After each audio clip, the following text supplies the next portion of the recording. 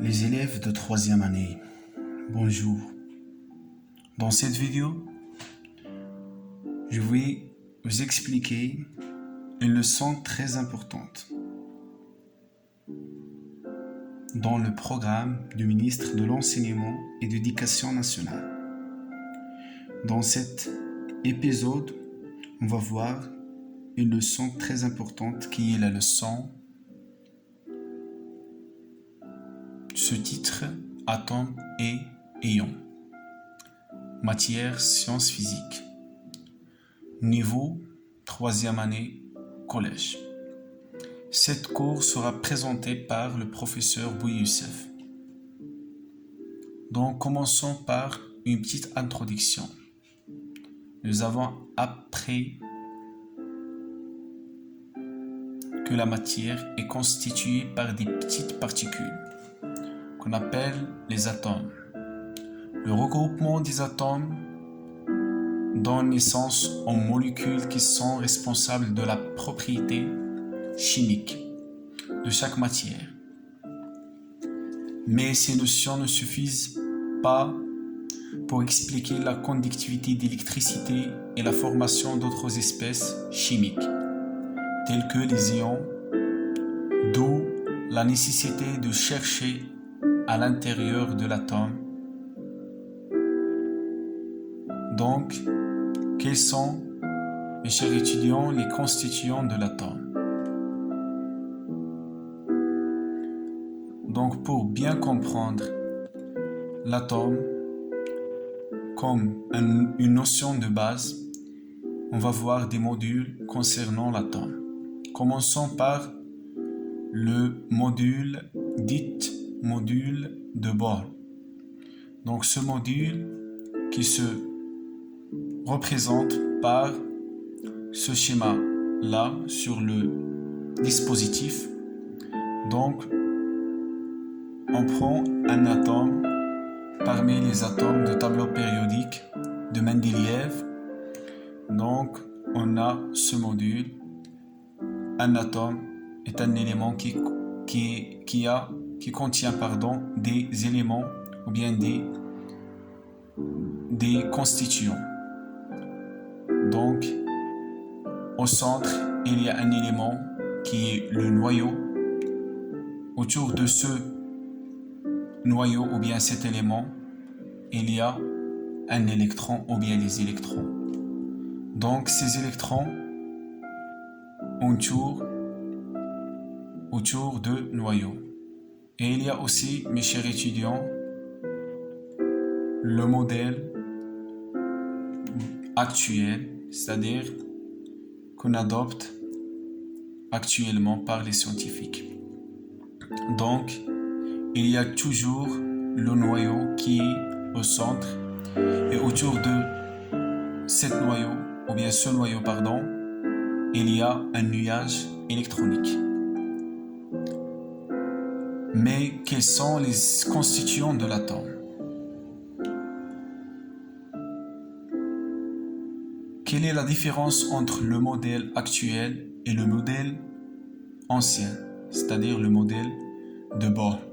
Bohr, c'est un scientifique qui a travaillé sur l'atome. Donc, le bilan, ce qu'on a vu ultérieurement, donc l'atome est constitué par un noyau autour duquel gravitent des électrons, c'est-à-dire il y a une gravité entre les deux éléments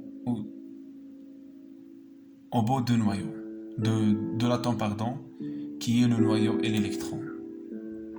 Donc, dans le modèle de Bohr, les électrons gravitent autour du noyau, sur des orbites.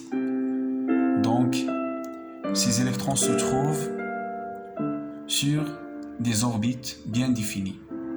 Tant que le modèle actuel montre qu'on ne peut pas connaître la trajectoire des électrons, c'est-à-dire on ne peut pas positionner des électrons et même de donner le sens, c'est-à-dire le sens où les électrons sont orientés. Alors l'atome est présenté par un noyau autour de lui, il y a du nuage électronique. Remarque importante. Donc, un atome est majoritairement constitué par le vide, c'est-à-dire il y a un vide entre les électrons, le noyau et les autres éléments élémentaires. On va voir après les protons. Donc, ce vide représente une structure lacunaire, c'est-à-dire il y a des lacunes. Noyau comme notion.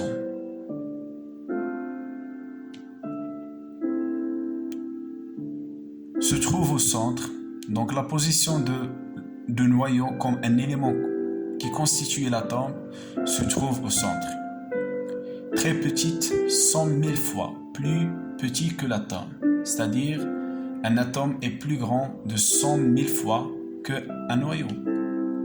Sa masse est presque égale à la masse de l'atome. Ça signifie que si on a deux éléments qui constituent l'atome, qui sont le noyau et l'électron, d'où l'électron a une masse négligeable devant le noyau. Contient des charges positives, la valeur de chaque charge vaut plus 1 E.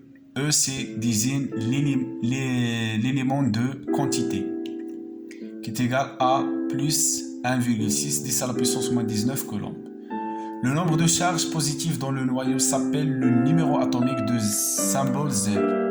Donc, c'est-à-dire, on compte les charges et cette charge représente un élément symbolisé par Z, dit numéro atomique. Particules infiniment petites. Tous les électrons sont identiques. Donc, comme définition, des électrons sont des particules infiniment petites parce qu'on négligeable devant le noyau qui a une masse égale à la masse de l'atome. Leur masse est négligeable devant la masse de l'atome et même la masse de noyau. Ils sont chargés négativement. Voilà la différence qu'il faut l'apprendre par cœur, donc la différence de charge. Donc, si le noyau ou bien les éléments de noyau chargés positivement, donc l'électron chargé négativement avec une charge qui est égale inversement ou bien opposée de la charge de noyau. Moins 1 E qui est égal à moins 1,6 10 à la puissance moins 19 coulombs. L'électron se note par le symbole E. Au-dessus de cette lettre, on met une tirée qui représente une charge négative. Structure de l'atome. Donc, concernant la structure de l'atome, on note la charge électrique par Q, coulomb. Donc, sont des notations scientifiques qu'il faut les prendre par cœur pour un scientifique ou bien un élève qui étudie les matières scientifiques. E désigne la plus petite charge qu'on ait et on l'appelle la charge électrique élémentaire. C, c'est le coulomb comme unité de mesure de la charge électrique. Donc, une petite convention de convertissement. Donc, on a un E qui est égal à 1,6 10 à la puissance moins 19 coulombs. Donc, si on veut partir de E vers C, donc il faut multiplier fois 1,6 10 à la puissance moins 19 et inversement, il faut diviser si on veut cette quantité en plus petite quantité de charge. Comme un petit exemple pour bien comprendre, on a plus 5E qui est égal à plus 5 si on veut convertir cette charge en coulomb, donc il faut multiplier tout simplement à 1,6 10 à la puissance moins 19 et on trouve une quantité de 8 10 à la puissance moins 19 coulombs. Et inversement, si on a une quantité en coulomb, il faut simplement diviser cette quantité par cette quantité de 1,6 10 à la puissance moins 19. Donc, et on trouve plus 20 E. Donc voilà, mes chers étudiants, on a passé de E vers C et de C vers E réciproquement.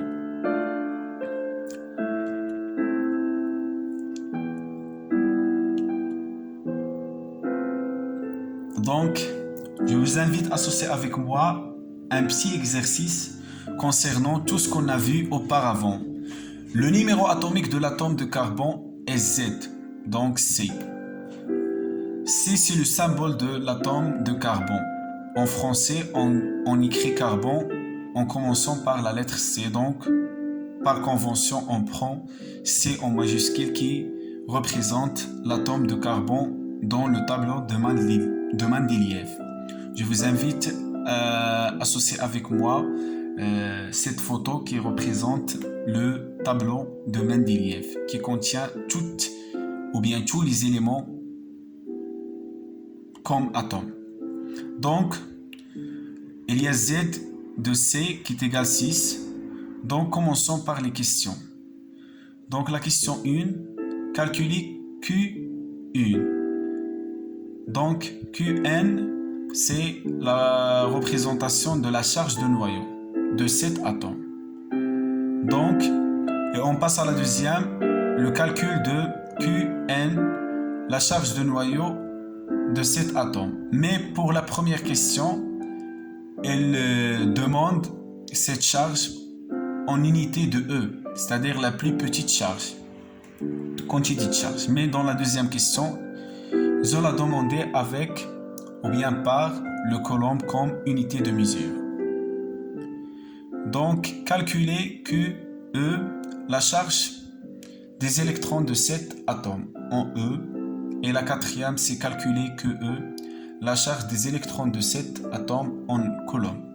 Je vous invite de pauser cette vidéo pour l'instant et essayer de donner une solution à cet exercice qui est pour moi et pour plusieurs personnes très importante pour bien comprendre toutes les notions qu'on a vues auparavant. Donc, n'hésitez pas de faire un effort, mes chers élèves, pour cet exercice. Voilà la solution de cet exercice. Donc, on commence par schématiser cet élément qui est le carbone. Donc, on a le noyau. Au bout du noyau, il y a des éléments élémentaires. 1, 2, 3, 4, 5 et 6. Et on a aussi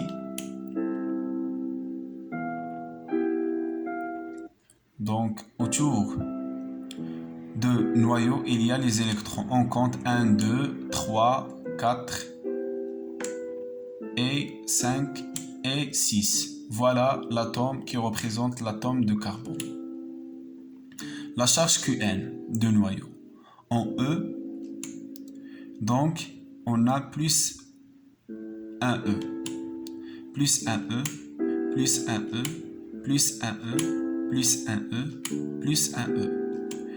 Donc Qn égale nombre de charges x valeur d'une charge. Donc si on compte, on trouve 6. Donc 6 fois plus 1E égale à 6 plus E. On passe, on remarque que Qn égale plus ZE, c'est-à-dire il faut tout simplement multiplier plus Z fois E qui est égal à 1. Donc la charge Qn de noyau en coulomb. Donc voilà, il faut convertir cette quantité en coulomb. Comment faire? Tout simplement, on a 6E, donc qui est égal plus 6E, il faut multiplier fois 1,6 10 à la puissance moins 19 coulombs. Et on trouve cette quantité, mais en coulombs. Voilà la plus quantité de noyau, charge électrique de noyau, qui est égale à plus 6,6 10 à la puissance moins 19 coulombs. Donc, la deuxième question, c'est donner la charge de que E, la charge d'électrons, par abréviation. Donc, on a moins E, 1E, moins 1E, moins 1E, moins 1E, moins 1E, moins 1E.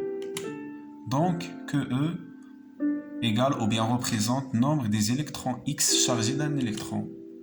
Donc, Q ln E égale à 6 fois moins E, qui est égal à moins 6E.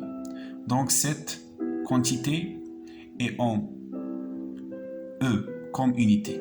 Il faut la convertir en coulombs. Il faut multiplier fois 10 fois 1,6